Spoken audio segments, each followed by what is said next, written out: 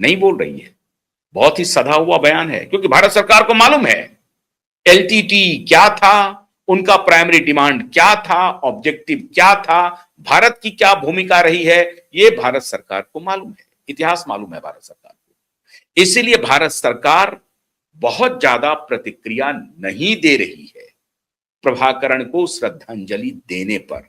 Social media पर जितनी बातें आप देख रहे हैं कि ये सीआईए का प्लांट है, सीआईए ने इनको आगे बढ़ाया है, it is all bogus, it is all nonsense.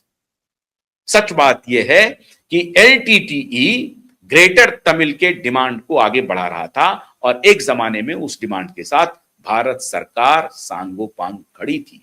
खड़ी रहने का कारण क्या था?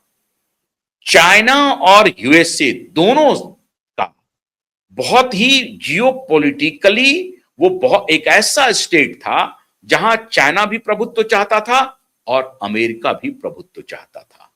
इसीलिए भारत ने वहां पर श्रीलंका को नियंत्रण में रखने के लिए अपने फोर्स को वहां मजबूत करने का मन बनाया था। बहुत स्ट्रैटेजिक प्लानिंग थी। और आपको इस मामले में कहना चाहिए भारत के रिसर्च एनालिसिस विंग की, रॉ की मास्टरी, जिन्होंने ये ऑपरेशन बहुत सफलतापूर्वक चलाया था, कामयाब भी किया था।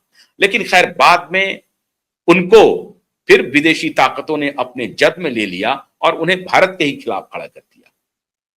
यह और विषय है। यह बात जरूर है कि कालांतर में एलटीटी विदेशी ताकतों के हाथों खेलने लगे, जो उनको आर्म्स, एम्यूनिशन और फंडिंग कर रहे थे, और उसमें जरूर सीआईए की भूमिका है। डायरेक्ट नहीं है, लेकिन इनडायरेक्ट भूमिका जरूर है। श्रीलंका पर चाइना की भी नजर है और अमेरिका की भी नजर है। अमेरिका वेस्ट साउथ एशिया में अपने बेस के लिए श्रीलंका को प्रयोग करना चाहता है और चाइना भी अपने बेस के लिए श्रीलंका को प्रयोग किया जाता है, करना चाहता है।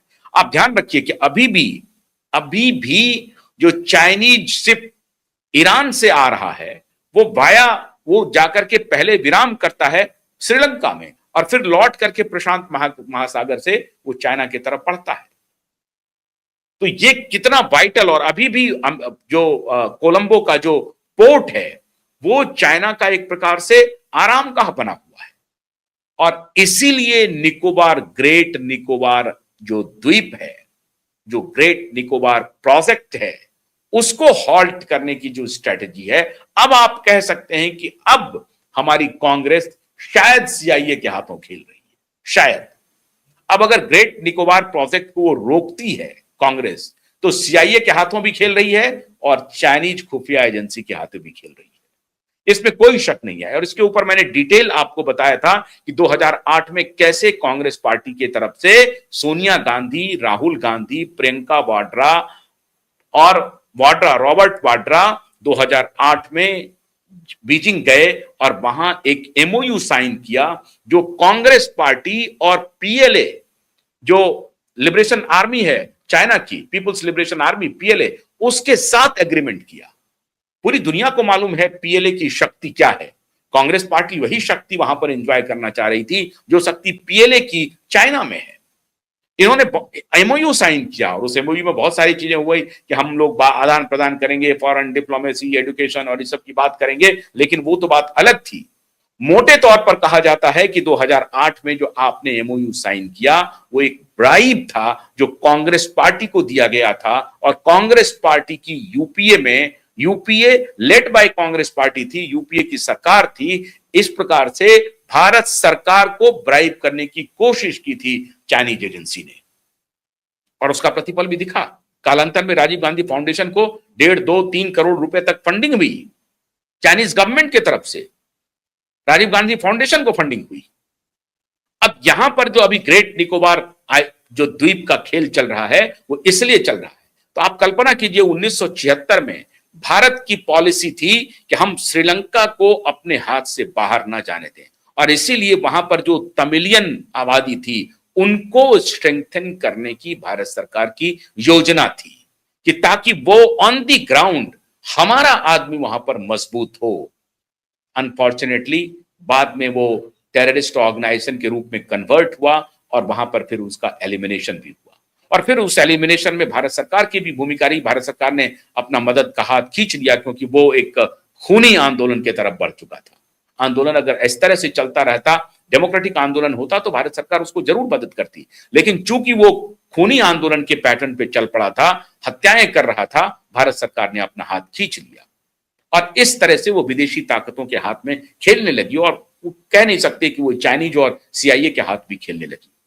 लेकिन आज अगर विजय ने एक मास्टर स्ट्रोक मारा है और फिर से ग्रेटर तमिलियन को अपने साथ इकट्ठा कर रहा है, अगर इस नियत से कर रहा है, तो विजय की तारीफ करनी चाहिए कि विजय ने स्ट्रैटेजी को थोड़ा सा और बढ़ाया है। और तमिलनाडु एक ऐसा जियोपॉलिटिकली एक ऐसा स्टेट है जिसमें भारत सरकार को बिल्कुल ठीक तरीके से अपनी रणनीति लागू करनी पड़ेगी।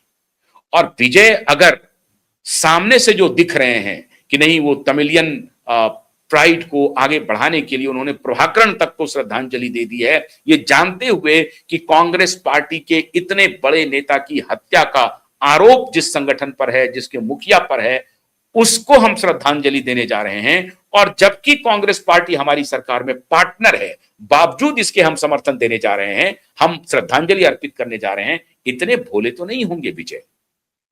तो जाहिर है विजय कुछ बड़ी चीजों को देख रहे हैं और विजय ने कुछ अगर इस तरह की बात की है, अगर वो सीआईए के हाथों नहीं खेल रहे हैं, अगर वो चाइनीज एजेंसी के हाथों नहीं खेल रहे हैं, तो विजय का ये मास्टर स्ट्रोक है। और मुझे शक है कि विजय सीआईए के हाथों खेलेंगे और चाइनीज एजेंसी के हाथों खेलेंगे। ये कहना बिल्कुल ठीक नहीं है।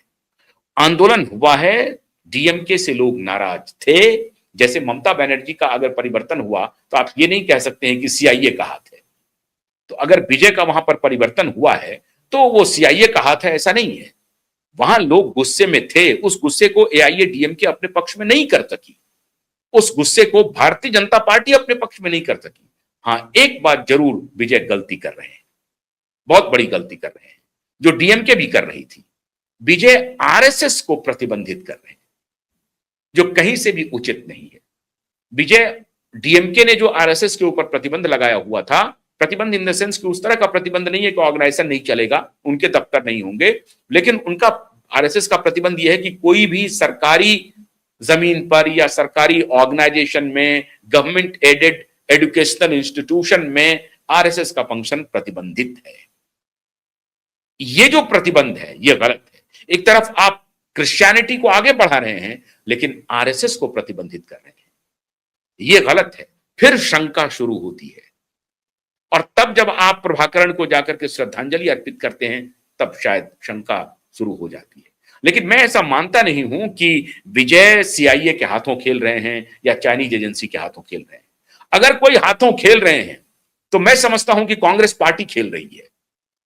कांग्रेस पार्टी खेल रही है क्योंकि वो ग्रेट निकोबार प्रोजेक्ट का विरोध कर रही है।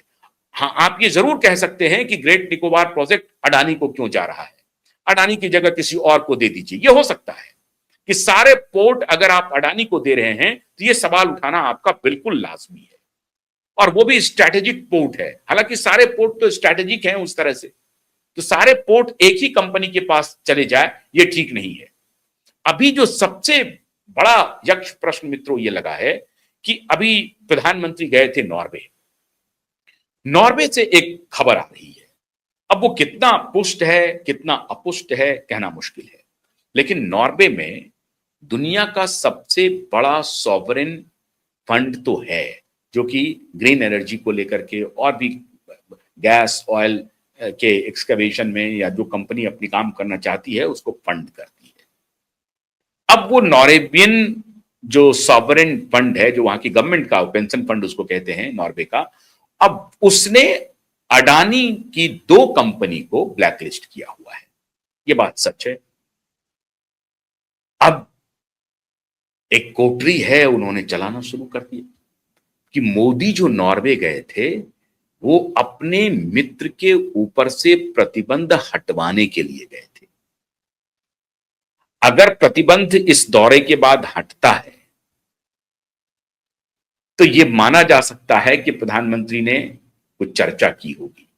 लेकिन आप फर्ज कीजिए कि टेस्ला, माइक्रोसॉफ्ट एप्पल, गूगल, इनके सभी आईबीएम, इनके ओपन एआई, एनवीडिया, इनके सभी सीईओ को और मालिकों को प्लेन में भर करके डोनाल्ड ट्रंप चाइना पहुंच गए कि देखो भाई हम सबको ले आए हैं, तुम्हारे साथ हम व्यापार कर रहे हैं, तुम्हारा तो हमने तुमको मैन्युफैक्चरिंग हब बनाया हुआ। आपको याद होगा एप्पल का मोबाइल फोन चाइना से हम इंपोर्ट कर रहे थे, अब हमारे यहां भी बन रहा है।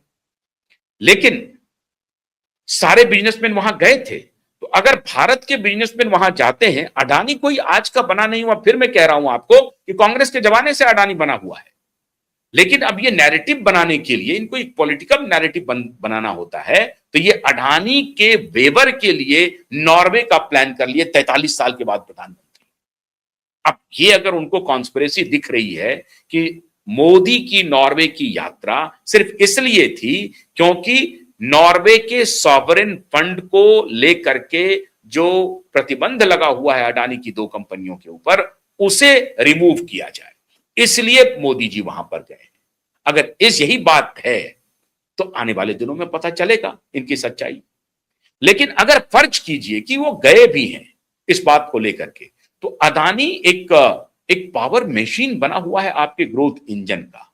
एक बड़ी कंपनी को अगर कोई फंड मिल रहा है और उसके लिए अगर देश का प्रधानमंत्री कहता भी है, एक फर्ज कीजिए 5 मिनट के लिए कर भी दे कि भाई हमारे कंपनीज को आप दीजिए फंड, हम काम कर रहे हैं, तो what is wrong in that?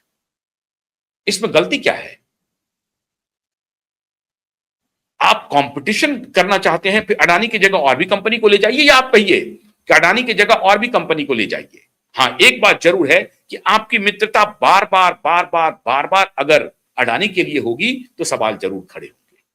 लेकिन प्रधानमंत्री अगर एक बार के लिए, एक पल के लिए मान भी लेते हैं कि प्रधानमंत्री ने सॉवरेन फंड से ये कहा कि आप अडानी के ऊपर जो ब्लैकलिस्ट किए हुए हैं उसको हटा दीजिए, तो क्या गलत कह दिया? क्यों परेशान हो रहे हैं आप? फंड ही तो आ रहा है, हमारा ग्रोथ ही तो बनेगा। अडानी पैसा घर लेके जाएगा क्या? अडानी अगर पैसा लाएगा तो पैसा कहीं इन्वेस्ट करेगा ना, इन्वेस्ट करेगा तो ग्रोथ ही तो आएगा। परेशान क्यों हो रहे हैं? आपको क्या परेशानी है? अगर फर्ज कीजिए इसलिए भी अगर मोदी चले गए तो what is wrong in that? हमारी सेहत पर क्या असर पड़ रहा है? हाँ, उसकी वजह से नॉर्वे हमें कुछ हमारी बाह मरोड़ रहा है क्या? हमसे कुछ गलत तरीके का समझौता कर रहा है क्या? अगर ऐसा कुछ होता है तो आप सवाल खड़े कर सकते हैं। लेकिन इस तरह के सवाल खड़े करना मैं समझता हूं ये किसी भी सूरत में ठीक नहीं है। तो ये जो दो महत्वपूर्ण बात थी मित्रों, आज मैं आपसे शेयर करना चाह रहा था। एक तो नॉर्वे को लेकर के जो टूल किट है वो अपना अपना काम करते जा रहा है, और दूसरी तरफ विजय को लेकर के जो हम लोग शंका कर रहे हैं उस पर थोड़ा सा अभी संभल के हम सबको चलना चाहिए, थोड़ा वक्त देना चाहिए कि विजय और आगे क्या कर रहे हैं। क्योंकि प्रभाकरण को श्रद्धांजलि के मुद्दे पर भारत सरकार ने भी कोई प्रतिक्रिया नहीं दी है और बीजेपी के बड़े नेताओं ने भी प्रतिक्रिया नहीं दी है, कांग्रेस ने तो बहुत प्रतिक्रिया दी ही नहीं है। बहुत बहुत शुक्रिया, नमस्कार।